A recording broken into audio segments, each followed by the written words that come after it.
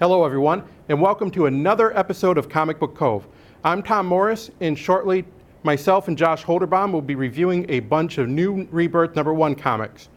In this episode, we'll be reviewing the following titles: Batgirl #1, Batgirl and the Birds of Prey #1, Red Hood and the Outlaws #1, The Hellblazer #1, New Superman #1, Aquaman #3, and finally a preview of Teen Titans Rebirth #1. So sit back and relax and enjoy some talk about comic books. Batgirl #1, Beyond Burnside Part 1. Barbara Gordon decides to take a backpack trip away from everyone and everything to Japan. Her roommate at the drum house is an old friend named Kai. Barbara wants to interview a legendary crime fighter named Fruit Bat, who is 104 years old. Babs and Kai attend the 10,000 Issa dance parade. Barbara meets the Fruit Bat. A mysterious woman attacks Kai, looking for a formula. Batgirl fights the mysterious girl, and Fruit Bat sees some action. What do you think of this? It's interesting that Barbara Gordon goes to Japan looking to meet this Fruit Bat, who was a crime fighter in the 1940s in Japan, and it's that she wants to interview her because she's 104 years old. She's, as Batgirl says, she's outlived most superheroes, and it's interesting that she's going to find another hero. To me, it was kind of like she's trying to move away from just Batman's image. She's looking to maybe expand her. But do you think that's the only reason she wanted to take this backpack trip? I mean, nothing's ever really the same with the Bat family. Nothing is really obvious at the beginning. She says, I want to get away from everyone, just go to Japan, backpack. Does she really? Is that really why she's going? Yeah, well, and especially for her to run into an old acquaintance who just so happens to, a few pages later, get attacked by a mysterious person looking for a thing that he claims he doesn't know anything about. Well, back just a little bit, when she first gets there, she rooms in this, what's it called, the drum house? And she goes there and she meets her friend. Coincidence again? She just happened to meet this person that she was friends with since kids at Tokyo in Japan at the same time? Yeah. And she kind of knows that he tends to get in trouble every now and then. So it always makes me wonder, is she trying to keep an eye on him? Does she know through her connections as Oracle, did she find out something about him and she wants to keep an eye on him, or? Yeah, that was kind of a little bit too much of a coincidence. Yeah.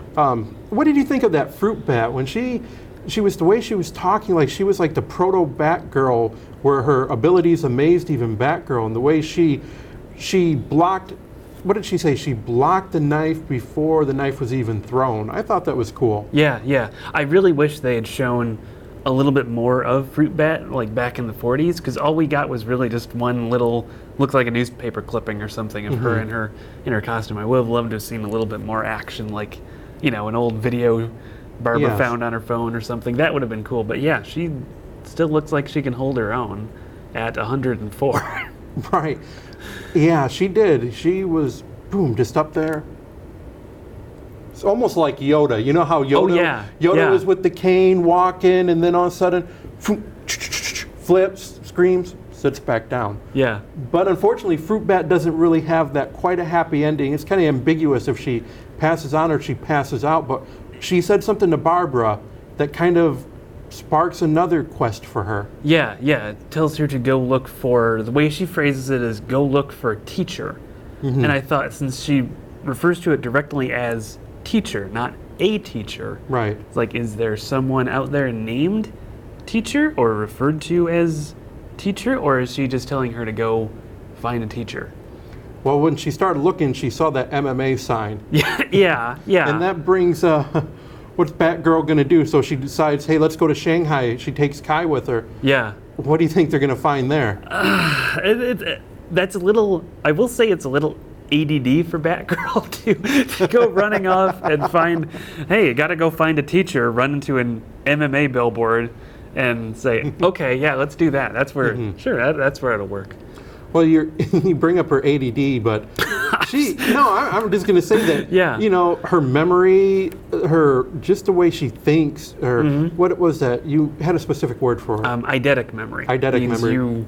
You remember a lot more than the average person. You retain quite a bit more, and that's something Batgirl's had for quite a long time in the comics. But this issue really shows it, where she goes through, she kind of relives the fight that she watched Fruitbat partake in, and how she blocked some of those moves and how she did that, and it was really neat to see that.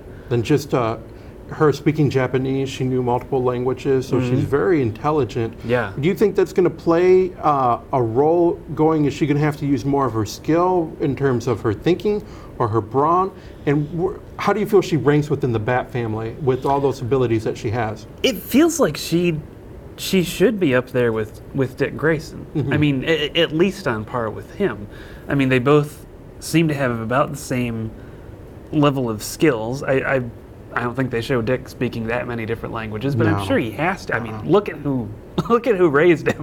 Right. But this issue kind of makes it sound like Barbara's, I don't want to say almost on the outs from that family, but like her activities as Oracle were kept secret from Batman because she was afraid he would take it away from her.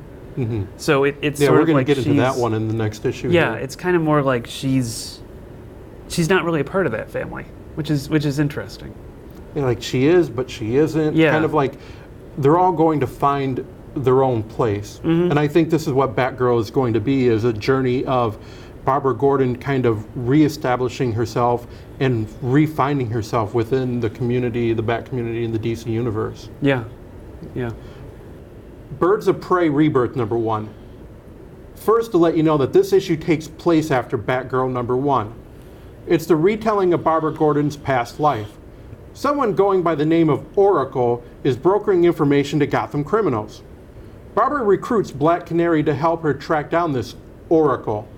The two encounter Helena Bertinelli, aka the Huntress. The Huntress knows Batgirl's and Black Canary's secret identity, and this Oracle is watching them from a hidden computer center. Well, Birds of Prey reestablished the classic lineup, I think, is Black Canary, Barbara Gordon as Batgirl, and the Huntress. Yeah. But I'm not really used to having the Huntress on the outside. Yeah, well, looking they're in. not quite all on the same page yet.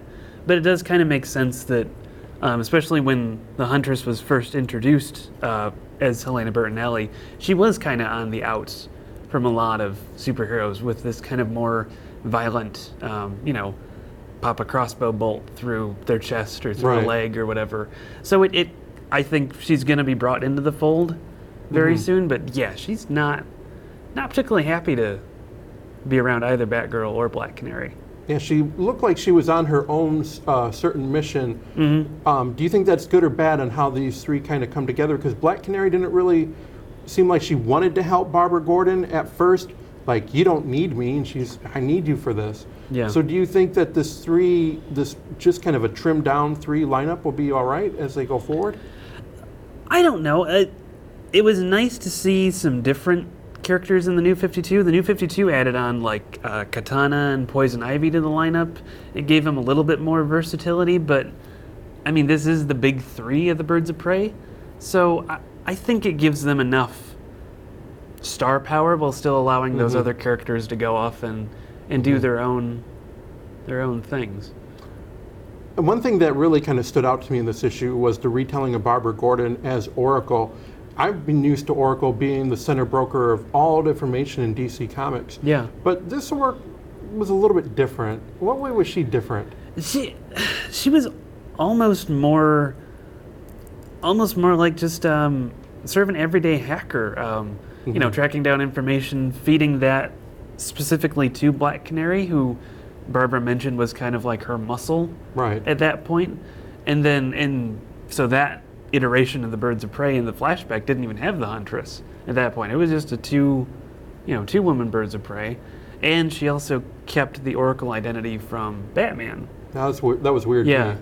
yeah. Do you think I don't know. Do you think she would have I don't know. Do you think if she would have told Batman that she was doing this, what do you think he would have done? There was a similar issue to that back in the old comics where Batman essentially confronted Barbara in the clock tower when he figured out she was Oracle. And they just sort of came to the understanding of that. And then within a few years, I mean, Oracle was feeding him information. She even essentially organized the Justice League for a while. Right. I mean, she was in the Justice League as Oracle.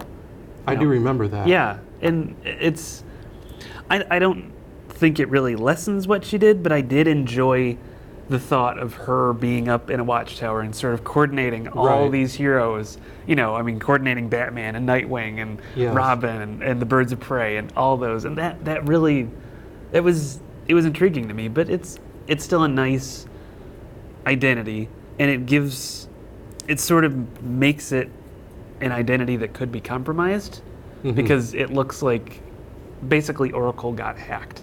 I mean, someone's just taken the name Oracle and is now running with it. Well, speaking of identities, the Huntress. So in this New 52, she was a member of Spiral, which Dick Grayson was, and now she is going back to the Huntress identity, what is to take down the mob underworld.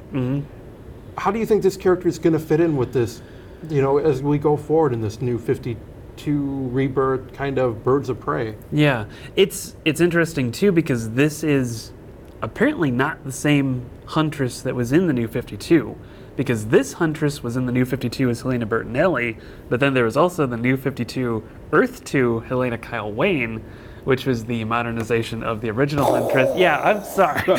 when it comes to Huntress backstories, I have that mapped out on my wall. I know. So now we're back to having two different Huntresses. When she did call them out, hey, Dinah Lance and hey, Barbara Gordon, where do you think she got her intel from? I would assume that would probably be from Spiral. That would be sort of the thing that I could see Black Canary probably elbowing her in the face for doing, because she did just, blurt out their names in a very loud tone of voice to a bunch of unscrupulous characters. Yeah. But, oh well. And what really got Barbara Gordon shaken up was this person using the name Oracle. Who do you think this Oracle could be? There was some, what did Black Canary mention, an old acquaintance of Barbara Gordon? It sounded like it was the Frankie who runs Barbara's little green energy startup thing. They mentioned a little bit in Batgirl. When Black Canary mentions her, Barbara says, "No, I've already checked her computer. It's free. It's free of everything." But it does make me wonder: can you discount her that quickly? Right. I mean, for a very keen detective mind, that's out the window pretty fast. My one thought was maybe this would be at least before the New 52, there was the supervillain, the Calculator. Yes. And the Calculator essentially functioned like Oracle for the villains. He organized all of them, and for a while he had a thing where he wanted to figure out who Oracle was, because he had noticed. I remember that. They were going back and forth, and he got close. But never quite. It makes me wonder, maybe this is a new version of the Calculator coming up, maybe, or maybe he has yet to make an appearance. Who knows? Right. Between Batgirl and Batgirl Birds of Prey, I'm enjoying the story of we're watching Batgirl go forward in Batgirl, taking this kind of trip, and maybe she's going to get some new skills and hone up on something. And then also Birds of Prey, we're seeing more of her backstory fleshed out. I liked the Oracle character when it was the pre-Flashpoint. I really thought she was a very strong character. Yeah. Hopefully they keep some of that aspects within Barbara Gordon, because her Oracle character to me was a lot mature.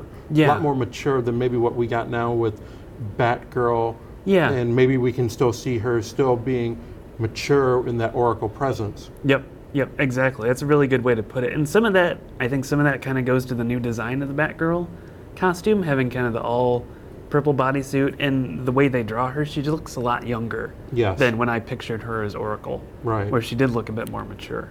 Yep, agreed. I enjoyed Batgirl and Batgirl Birds of Prey, and I think we're going to see a lot of good stories with those two in the future. we're going to take a quick break, and when we come back, we'll be reviewing Red Hood and the Outlaws #1 and the Hellblazer #1. We'll be right back.